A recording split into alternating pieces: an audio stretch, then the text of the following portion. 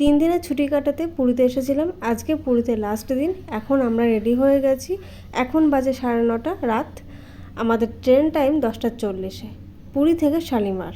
Shri Jagannath express train নাম্বারটা আমি দিয়ে দিয়েছি। পুরীতে 3 দিন কিছুই না, কারণ পুরীতে অনেক কিছু আছে দেখার জন্য। 3 দিন যে কী করে চলে গেল বুঝতেই পারলাম না। আরও সময় যদি হাতে থাকতো তাহলে আরও ভালোভাবে এনজয় করতাম, দেখতাম, সব কিছুই হতো।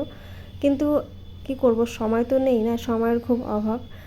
তাই পরে আবার কোনো দিন আসবো পুরীতে, তখন আরও নতুন নতুন কিছু দেখবো যেগুলো দেখিনি।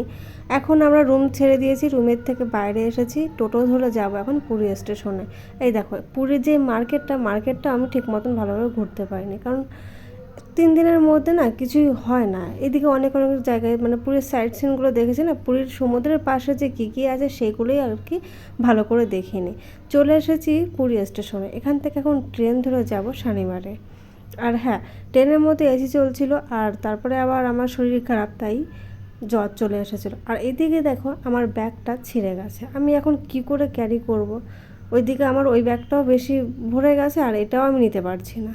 খুব অসুবিধার মধ্যে পড়ে গেছিলাম। তারপর যদি আবার শরীর অসুস্থ না থাকতো তাহলে কোনো অসুবিধাই হতো না। শালিমারে ট্রেন ঢোকার আগেই ট্রেনটা প্রচুর লেট ছিল। তারপরে আমরা আন্দুলে নেমে গেছিলাম, ওখান থেকে ট্রেন ধরে হাওড়া এসেছি লোকাল ট্রেনে। বা হাওড়া থেকে মেট্রো ধরে চলে গেছি দমদম। দমদম থেকে একবারে আমাদের গেদে লোকাল ধরে চলে এসেছিলাম বাড়িতে। বাড়ি পৌঁছতে বিকাল 4টে বেজে গেছিলো।